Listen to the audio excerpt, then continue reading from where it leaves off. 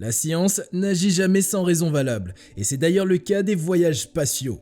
Ainsi, le lancement du Rashid Rover, de même que le voyage vers la Lune par les Émirats, ne se feront pas sans raison valable. Dans la vidéo de ce jour, nous ferons un tour d'horizon sur la question des voyages vers la Lune, et allons préciser les vraies raisons du prochain voyage vers ce corps céleste. Mais avant de commencer, prenez le temps de vous abonner à la chaîne et d'activer la cloche de notification. N'oubliez pas également que vous avez la possibilité de consulter nos différentes sources en bas en description de la vidéo. Attachez vos ceintures car ça va secouer. La Lune, c'est quoi? Ce serait presque une folle idée d'envisager un voyage sur la Lune sans savoir auparavant ce qu'elle est en réalité. La Lune est en effet un astre rocheux qui orbite autour de sa planète et qui est la Terre dans notre cas.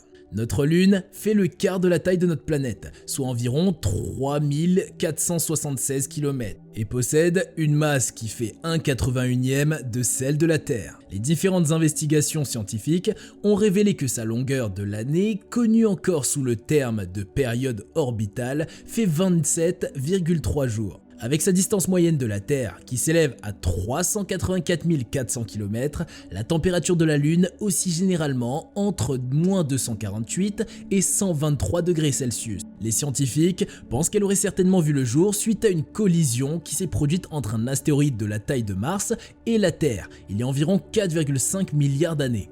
Les débris issus du violent choc se seraient agglomérés pour donner naissance à ce que nous connaissons aujourd'hui comme notre satellite naturel. Cette formation simultanée de notre planète et de sa Lune est d'ailleurs la principale raison pour laquelle les deux corps ont un nombre important d'éléments en commun. Sur le plan orbital, la période de rotation ainsi que celle de révolution de la Lune autour de notre planète sont parfaitement synchronisées. C'est pour cette raison que vous entendrez très souvent dire que la Lune est en rotation synchrone avec la Terre. Et c'est aussi pour cela que depuis la Terre, nous avons la possibilité d'apercevoir une seule face de la Lune. Elle dispose d'une surface qui est parsemée de cratères à cause des multiples astéroïdes qui l'ont percutée durant plusieurs milliards d'années. Elle ne dispose pas d'atmosphère ni de végétation, bien que des légers points d'eau y ont été découverts récemment. L'absence de ces trois éléments ne permet pas aux cratères de s'éroder au fil des années, et donc de garder leurs aspects initiaux. Pour le monde scientifique, la Lune est donc un témoin du passé si on se positionne à l'échelle cosmique. Et les scientifiques pensent justement que son étude approfondie permettra d'en apprendre beaucoup plus sur l'histoire du système solaire en intégralité. Par ailleurs, contrairement à la pensée populaire, la Lune ne produit pas de lumière, mais agit plutôt comme un miroir qui ne réfléchit que la lumière en provenance du Soleil. À cause de l'alignement de la Terre, de la Lune et du Soleil, la Terre a la possibilité de projeter une ombre en direction de la Lune et par conséquent réduire sa clarté. Ce phénomène porte le nom d'éclipse lunaire, et même si elle n'est pas autant célèbre que l'éclipse solaire, vous en avez sûrement entendu parler une fois. La particularité d'une telle éclipse est que la lumière du soleil peut toutefois passer à travers notre atmosphère, même lorsqu'elle est totale. C'est la raison pour laquelle la Lune prend une teinte rouge. La lumière bleue provenant des rayons du soleil parvient à se diffuser dans notre atmosphère, tandis que la lumière rouge passe tout simplement au travers. Le top des récentes explorations lunaires. Au début des années 50, la guerre froide entre les grandes puissances mondiales a donné naissance à une course. Cette dernière a donc été très rythmée, à l'époque par les survols, les robots et même les missions habitées. Il faut en effet le reconnaître, la Lune est un objet de fascination qui a une place importante au sein de nombreuses cultures. Au départ, il nous était uniquement possible d'observer sa surface mouchetée, une preuve des nombreux cratères qui la marquent. Mais la curiosité des scientifiques a permis d'aiguiser un peu plus nos regards grâce au télescope et de nous rendre compte des bosses, des mers de lave et des différents vestiges du passé. Après plusieurs lustres d'observations poussées et passionnées, l'homme est finalement parvenu à y fouler ses pieds au milieu du XXe siècle. À la suite de ce premier pas, le défi devenait désormais possible pour beaucoup de personnes, ce qui a permis à une vaste nuée d'engins spatiaux de s'y rendre aussi afin de mieux la sonder. Comme nous venons de l'annoncer, la race humaine doit ses premières explorations lunaires au conflit de rivalité qui était né entre les États-Unis et l'URSS d'antre-temps. Chacune de ces nations faisait preuve de sa plus grande ingéniosité afin d'envoyer des sondes spatiales en orbite autour de la Lune et si possible s'y poser.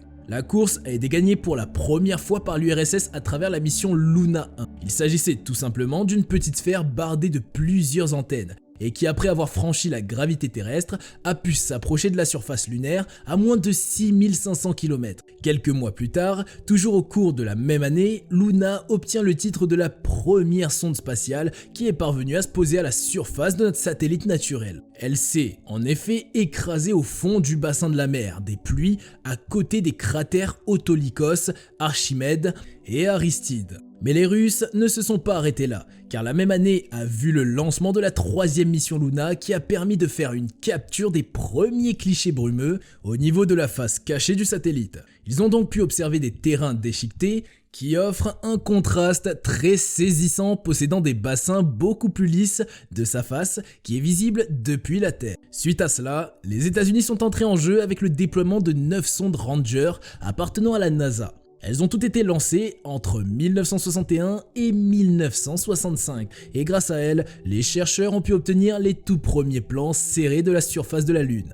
Le programme Ranger était en effet un ensemble de plusieurs missions aussi bien ambitieuses que ponctuelles. Chacun des engins avait été conçu de façon à filer droit vers la Lune et obtenir un maximum de clichés avant de s'écraser.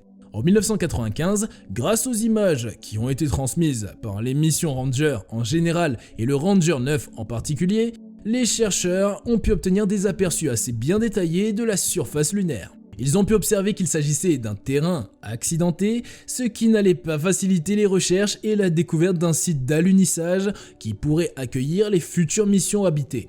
En 1966, la sonde Luna 9, envoyée par les Russes, a été la première qui est parvenue à se poser en douceur sur la surface de la Lune. À bord d'elle, il y avait une myriade de plusieurs instruments scientifiques et de communication qu'elle est parvenue à mettre à profit pour la réalisation d'un panorama lunaire à ras même du sol. Quelques mois plus tard, après cet exploit, Luna 10 prend la qualification du premier engin qui a réalisé avec succès une mise en orbite autour de la Lune. Toujours au cours de cette même année, la NASA est aussi parvenue à poser la première sonde spatiale équipée de plusieurs caméras devant permettre de mieux explorer la surface lunaire. Dans le même temps, elle était équipée de plusieurs échantillonneurs de surface afin de faire une analyse approfondie de la roche et de la poussière. Durant les 2 années qui ont suivi, la NASA a réussi l'exploit de mettre 5 sondes nommées Lunar Orbiter en orbite autour de la Lune. Elle devait permettre de prendre des photographies de la surface dans le but de parvenir premièrement à l'ultime objectif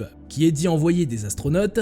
Et grâce à ces orbiteurs, donc, l'organisation est parvenue à réaliser la cartographie d'environ 99% de toute la surface lunaire, ce qui a permis de déceler des potentiels sites d'alunissage. À l'époque, la NASA a tout mis en œuvre dans le but de tenir une promesse présidentielle, qui a été faite en 1961 par l'ancien président John F. Kennedy. Ce dernier avait en effet fait la promesse d'envoyer un astronaute sur la Lune bien avant la fin de la décennie.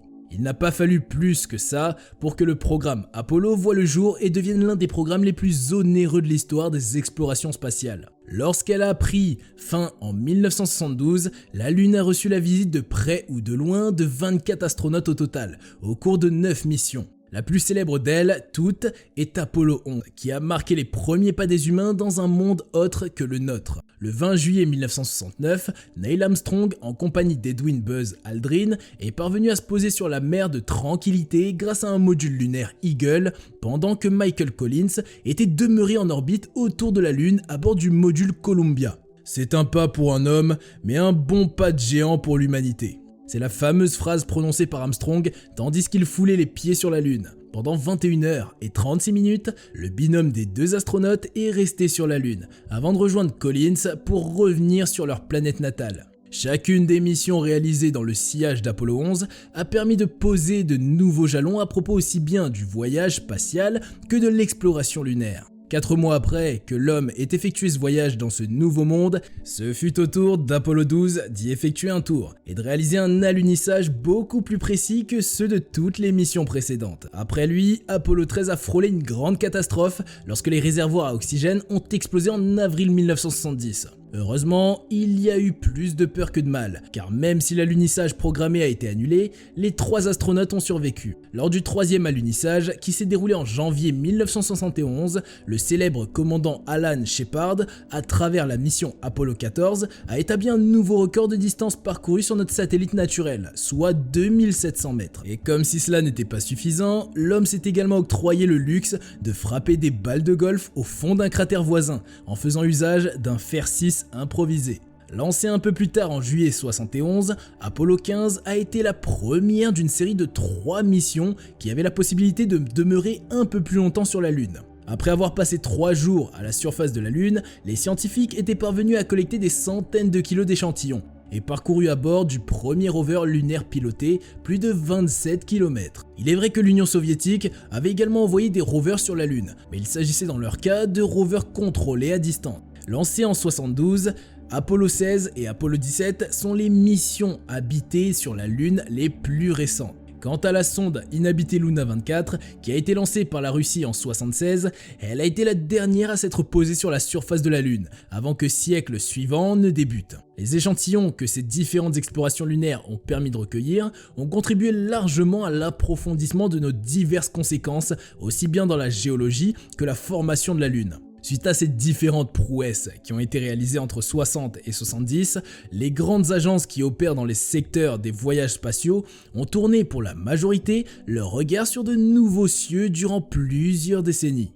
Et c'est en 1994 que la Lune a fait l'objet d'un regain d'intérêt aux yeux des États-Unis, qui ont donc choisi de collaborer avec la NASA, puis ont ensuite pris l'initiative d'une défense stratégique. La sonde Clémentine, qui venait d'entrer en mission, était donc chargée de réaliser une cartographie de la surface lunaire, à des longueurs d'onde qui sont situées en dehors du spectre visible, en partant des ultraviolets aux infrarouges. En totalité, la mission a permis de collecter plus de 1,8 million de clichés numériques. Et ce sont d'ailleurs certaines d'entre elles qui ont permis d'entrevoir la présence des glaciers au sein des cratères lunaires. Depuis 2009, déjà, la sonde Luna Reconnaissance Orbiter effectue des cartographies de la surface de la Lune en plus haute résolution. Entre 2011 et 2012, elle a même reçu la visite des sondes jumelles Ebb et Flow dans le cadre de la mission spatiale Grail de la NASA. Les Émirats et la Chine entrent en jeu. Suite aux nombreux exploits de la NASA et la Russie, les Émirats et la Chine ont choisi d'entrer une fois de plus dans la danse.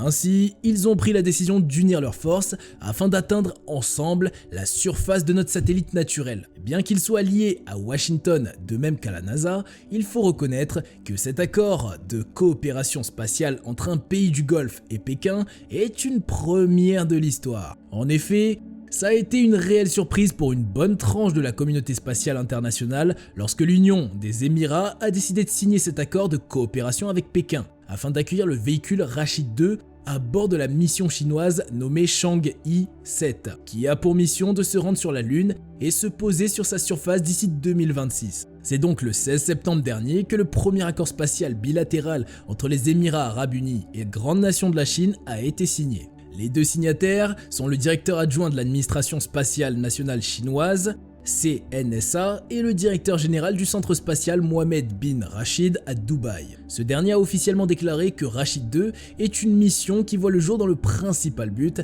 d'explorer de nouvelles zones géographiques de la Lune. C'est depuis juin 2021 que la Chine a ouvert sa mission Chang'e 7 à l'endroit de la coopération internationale. Les autorités émiraties ont donc sauté sur l'occasion. Et c'est là qu'un pacte a été négocié avec Pékin. Il devrait permettre, entre autres, de diversifier les enjeux ainsi que les attentes afin de permettre aux deux nations de devenir des acteurs incontournables de la scène spatiale du monde entier. 8 tonnes, c'est le poids du vaisseau spatial que l'ambitieuse mission Chang'e 7 s'apprête à utiliser.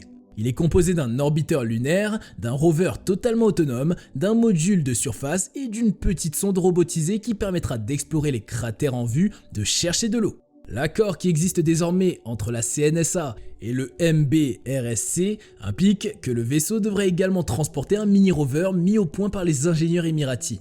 Lors de sa présence à Artemis, le vice-président, également au poste de Premier ministre des Émirats et gouverneur de Dubaï, Cheikh Mohammed bin Rashid Al Maktoum, a rassuré de sa participation à diverses missions aussi bien robotiques qu'habitées qui seront menées par Washington, afin d'envoyer des humains sur la Lune après 2025, ainsi que l'exploitation future des ressources de ce corps céleste. L'agence spatiale des EAU et le MBRSC ont procédé à la signature de plusieurs autres accords de coopération très importants avec l'agence spatiale américaine. L'un d'eux aborde la question de la formation de plusieurs astronautes émiratis au Johnson Space Center appartenant à la NASA et qui se trouve à Houston, au Texas.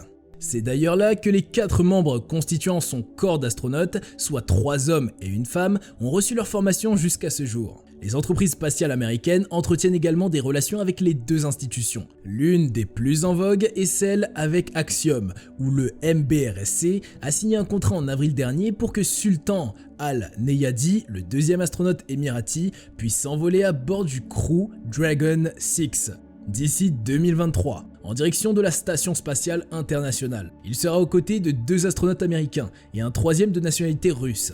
Mais à l'image de la NASA, l'agence spatiale chinoise offre des garanties qui sont assez suffisantes pour les investisseurs en provenance des Émirats. Pékin a déjà réussi à 2 fois à positionner des modules ainsi que des rovers sur la Lune, aussi bien au niveau de la face visible que celle cachée. De même, il faut souligner que le Chang I-3 avec ses 1,2 tonnes et son rover du nom de Yutu se sont posés avec succès sur la Lune en 2013. Plus tard, en 2019, Chang I-4 accompagné de Yutu 2 s'est également posé avec succès au niveau de la face cachée de notre satellite naturel. Enfin, en 2020, Chang I-5, qui pesait près de 8,2 tonnes, s'est posé sur la Lune le 1er décembre et y est revenu 15 jours plus tard avec de petits échantillons de la Lune qui devront être étudiés. L'ensemble de ces missions représente de vrais exploits de la Chine et explique justement pourquoi les Émirats auraient porté leur choix sur elle. Nous tendons malheureusement au bout du voyage de ce jour. Nous vous remercions d'avoir porté votre attention et de ne pas hésiter à laisser vos impressions en commentaire.